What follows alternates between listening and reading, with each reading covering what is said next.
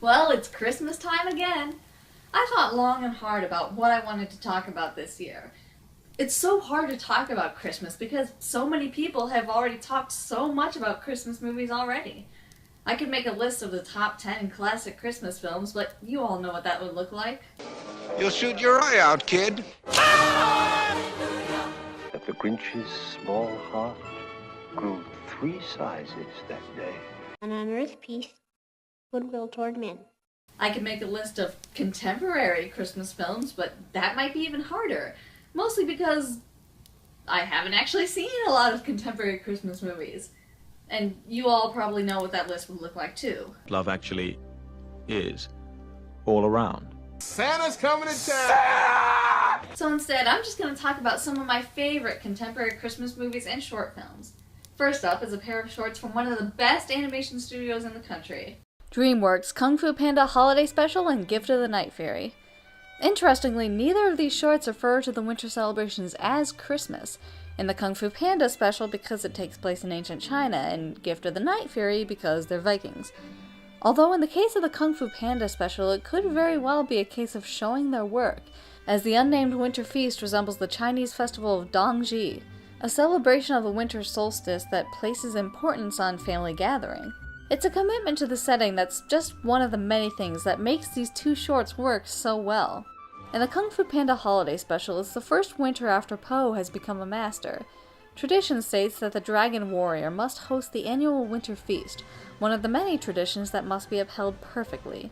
Of course, Po is still new to the whole Dragon Warrior gig, which gets him into trouble as he tries to prepare for the feast.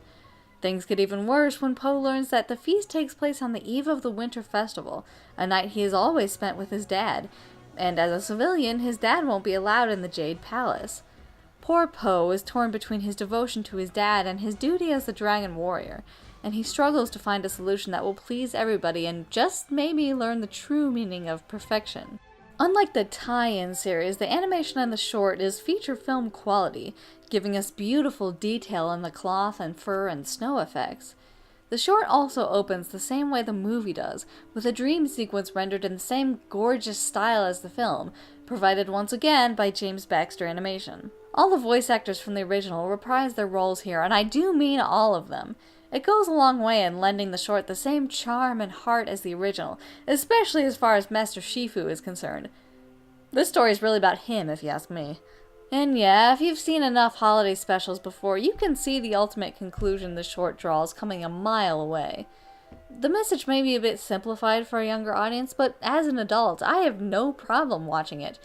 It doesn't resort to a lot of cheap humor to keep the kids entertained, and it doesn't talk down to them either. The message is quiet and understated and speaks for itself. Considering what the message is here, it could very easily have felt invalicious. But it's sweet, cute, funny, and genuinely charming. The whole short is like this giant bear hug, and yes, that's due in no small part to Jack Black.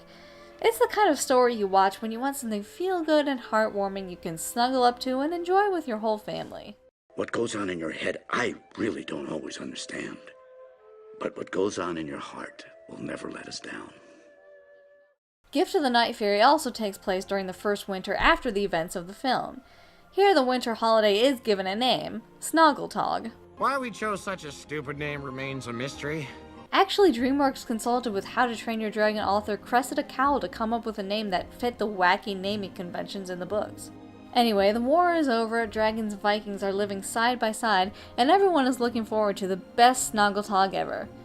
Suddenly, the dragons start acting strangely, taking off and joining a swarm of wild dragons who seem to be on a mission to get somewhere. Toothless is the only one who doesn't leave, presumably because he can't. While the rest of the village is missing their dragons, Hiccup feels guilty that Toothless can't fly on his own and gets to work making a device to fix that. But there is still the mystery of where the dragons went, and the answer is cuter than you could ever imagine. Despite being filled with a lot of Western winter imagery like Christmas trees, wreaths, holly, and putting presents in footwear, this feels even less like a Christmas special than the Kung Fu Panda short.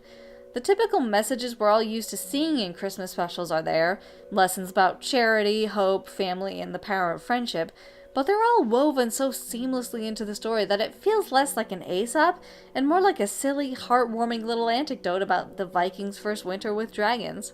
The animation is feature film quality, which is just more enjoyable for me than the TV series animation, although the series has its own charms. All the voice actors from the film return to voice their characters, and it's just great to hear them all together. And in a really smart move, all the music comes right from the film's score. Saves time and money, and between the music, the voice acting, and the visuals, the short really does feel like it takes place in the same continuity. The only piece of original music comes at the beginning, when the film's theme is played on sleigh bells, and it's a perfect way to start the short. I only have 2 problems with it.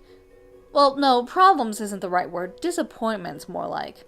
This being a winter holiday special, I was a little disappointed that we didn't get to see the characters in more wintry outfits. Of course, this could be because I saw some great fan art of Astrid in a hooded fur coat, and I just really wanted to see that brought to life in the 3D universe. I mean, everyone in the Kung Fu Panda short got nice new winter clothes. To be fair, I would much rather the creative team spend time and energy on the story than the visuals, and that's exactly what they did here. Also, to be fair, Stoic does have that impressive fur cape, and Gobber puts Holly on his helmet and swaps out his prosthetic hand for Jingle Bells, which is wonderful. My other big disappointment is the same disappointment I think every fan had when we saw baby dragons in the promotional material. No baby Night Furies. No baby Toothless! What's up with that? Toothless is already the cutest dragon there is. We want to see his babies, dang it! Well, considering Toothless is largely believed to be the last of its kind, and considering how Dreamworks says they plan to end the series in the 3rd film, there's probably a good reason we don't see baby Night Furies, but it's Christmas and I'd rather not focus on depressing things. Buddy, thank you. You are amazing. So what is it that makes these 2 specials, well, special? In this country, big-name animation studios, your Disney, Dreamworks, Blue Sky to a lesser extent, often come under fire for gratuitous franchising.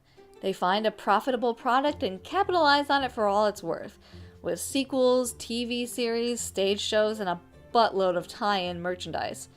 And after a while, it starts to feel like these studios aren't out to make good, creative, thought-provoking, and artistically innovative films as much as they are trying to make money.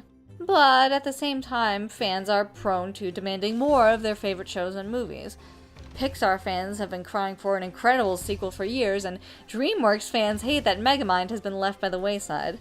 If fan fiction has taught us anything, it's that fans will always want more. They'll always want the story to go on. And yet, I think we're pretty much all in agreement that Toy Story 4 does not need to happen. And then there was the infamous onslaught of direct-to-video sequels from the 90s and Disney, which went a long way in establishing Disney's reputation as a corporate machine. So, where do you draw the line? When does more stop being satisfying and start to feel like too much? Well, that's incredibly subjective. I couldn't stand the Mater's Tall Tales shorts. Maybe you loved them. Korra has its fans. I can't really get into it. John Lasseter hated Buzz Lightyear Star Command, that Toy Story spinoff, but I think it's hilarious and clever and severely underappreciated. Oftentimes with franchise materials, you'll hear people say, nothing can be as good as the original, or it just doesn't have the same spark. And I think part of the problem is that every fan has their own idea of where a story should go and what they want to see from their favorite characters. In many ways, a sequel is easier to write than an original story. The audience already knows and loves these characters, so you don't have to spend time introducing, establishing, and endearing characters to them. But sequels also come with higher expectations, and if you want your sequel to be any kind of good, it has to tell a story that makes sense both logically and emotionally for your characters.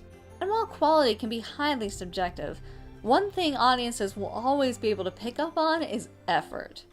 There's a reason those direct-to-video Disney sequels are hated so much. The villain in Little Mermaid 2 is Ursula's hitherto unmentioned sister. Quasimodo gets an unnecessary personality-less love interest. And then there's the Enchanted Christmas, which is just too horrible for words. Simply put, time and effort shows whether it's in absence or abundance. As long as we have big-name animation studios, we'll have animated franchises. All we can hope is that tie-in shorts and sequels ring true to the spirit of the original. Kung Fu Panda Holiday Special and Gift of the Night Fairy are two such specials.